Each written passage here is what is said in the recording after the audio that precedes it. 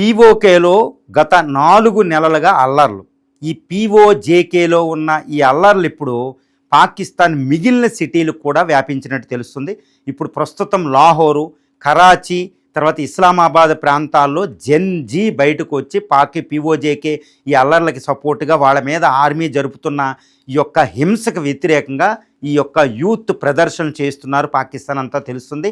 ఇప్పుడు పాకిస్తాన్ ఆర్మీ రంగంలో దిగి వీళ్ళని టియర్ గ్యాస్లు వీళ్ళ ద్వారా చెదరగొట్టినా వాళ్ళని ఆపలేని ఒక పరిస్థితి. అంటే ఏంటి, పాకిస్తాన్లో ఒక రకమైన అల్లకొల్లోలం, ఓ కేయాటిక్ కండిషన్స్. దీన్ని ఇంకో రకంగా చెప్పాలంటే ఒక అంతర్యుద్ధ పరిస్థితులు.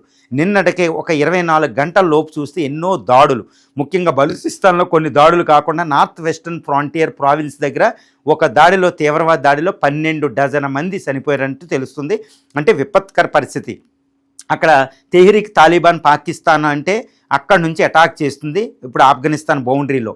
తర్వాత ఈ తాలిబాన్ పాక్ యుద్ధం తర్వాత బలూచిస్తాన్లో వాళ్ళు ఆల్మోస్ట్ స్వతంత్రం ప్రకటించుకుని 85% ప్రాంతం నా దగ్గర ఉందంటున్నారు. తర్వాత ఇటు కరాచీలో ల్యారీలో ఒక తీవ్రవాది చనిపోవడం, ల్యారీ దురంధర్ మూవీలో చూసిన, అక్కడ విపరీతమైన దాడులు జరుగుతున్నాయి. కరాచీలో కూడా ఒక తీవ్రవాద దాడి రీసెంట్గా చూసాం. అంటే కరాచీ ఆర్థిక రాజధాని విపత్కర పరిస్థితిలో ఉంది. లాహోర్ అంటే richest province, Punjab province, Pakistan Punjab ప్రావిన్స్లో విపరీతమైన అల్లర్లు. సింధ్ ప్రావిన్స్ అంటే కరాచీలో అల్లర్లు.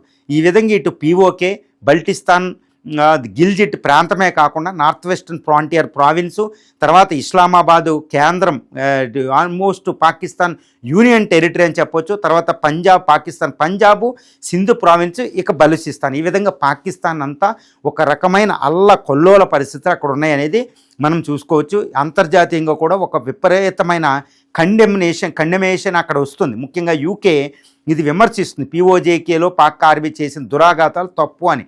యుఎస్లో కూడా ఇది వస్తుంది. అక్రాస్ ది ఇంటర్నేషనల్ ఆల్రెడీ అవగాహన వచ్చేస్తుంది. కానీ పీఓజేకేలో అక్కడ ఉన్న ఈ 32 లక్షల మంది ప్రజలు ఏ మాత్రం కూడా వెనక్కి తగ్గదు. They are not relenting. ఇప్పుడు దాకా 90 మంది దాకా చనిపోయారు అల్లర్లో, అయినప్పటికీ కుదురుతలేదు.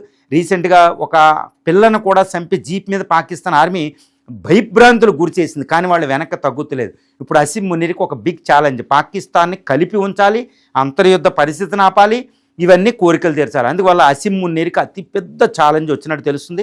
ఇప్పటికే పాకిస్తాన్ అసీం మునీర్ అధికారంలో ఉన్నారా, షహబాజ్ షరీఫ్ అధికారంలో ఉన్నారా, ఏం అర్థం అవడం లేదు. పాకిస్తాన్ ఆర్మీ అయితే విలవిలలాడిపోతుంది, ఏం చేయాలో తెలియని పరిస్థితి. ఇప్పటికే అక్కడ ఇంటర్నల్ మినిస్టర్, ఒక క్యాబినెట్ పాకిస్తాన్లో కేంద్ర మంత్రి ఇప్పుడు మనం విఫలమయ్యాం గత 70 సంవత్సరాలుగా, యూత్ కోరికలు తీరకపోతే మన వ్యవస్థ కొలాప్స్ అయిపోద్దని డైరెక్ట్గా పబ్లిక్ అడ్రస్లో చెప్పాడు నక్వీ. అంటే అక్కడ పరిస్థితి ఎంతో మనం ఊహించుకోవచ్చు. అంటే అక్కడ జంజీ, ఇప్పుడు భారత్లో కాక్రోచులు చూసిన తర్వాత ఇక్కడ మన తల్లిదండ్రులు చెప్పగలుగుతున్నారు, మోడీ చెప్తే వింటున్నారు. సీజేపీ కూడా అక్కడ బాధ్యతాయుతంగా ప్రవర్తించడం వల్ల దాన్ని ఆపగలిగాం. భారతదేశ పరిస్థితి వేరు. వేరే పాకిస్తాన్లో ఇటు కాక్రోచ్ పార్టీ జంజీ వస్తే జన్ ఆల్పా పాకిస్తాన్ తట్టుకోలేదు, పాకిస్తాన్ ముక్కలు అవ్వడానికి సిద్ధంగా ఉందనేది తెలుస్తుంది. మరి పాకిస్తాన్ ఈ పరిస్థితిని చూసుకుని ఇండియా మీద యుద్ధం ప్రకటించే అవకాశం కూడా ఉంది. కాబట్టి ఇండియా హై అలర్ట్లో ఉందని తెలుస్తుంది. ఎందుకంటే హెవిట్జర్ లాంటి చైనా ఇచ్చిన గన్నలను అక్కడ మోహరించింది. అంటే ఇండియాతో యుద్ధం చేస్తే, యుద్ధానికి పురుగొలిపితే ఇప్పుడు పాకిస్తాన్ యునైట్ అవుద్ది, ఎందుకంటే చతుర్దేశ యుద్ధం అనే ఒక పన్నాగాన్ని అసీం మునీర్ అవకాశం ఉంది. కాబట్టి అసీం మునీర్ యుద్ధ తంత్రం అవజేసి ఇండియా హై అలర్ట్లో ఉందని తెలుస్తుంది. ఎందుకంటే చాలా పెద్ద ప్రమాదం. ఇప్పుడు Pakistan is ready to explode, పేలడానికి సిద్ధంగా ఉన్న ఒక అంతర్యుద్ధ పరిస్థితుల్లో ఉన్న ఒక భయంకరమైన ఫెయిల్డ్ స్టేట్ అని చెప్పొచ్చు. చాలా డేంజర్లో ఉంది పాకిస్తాన్. ఏ సమయంలో ఎక్కడెక్కడ బాంబులు జరిగితే, ఎక్కడెక్కడ అల్లర్లు వస్తే ఏ పరిస్థితి ఉంది ఎవరికి అర్థం అవ్వని పరిస్థితి అయితే పాకిస్తాన్లో తాండవించింది.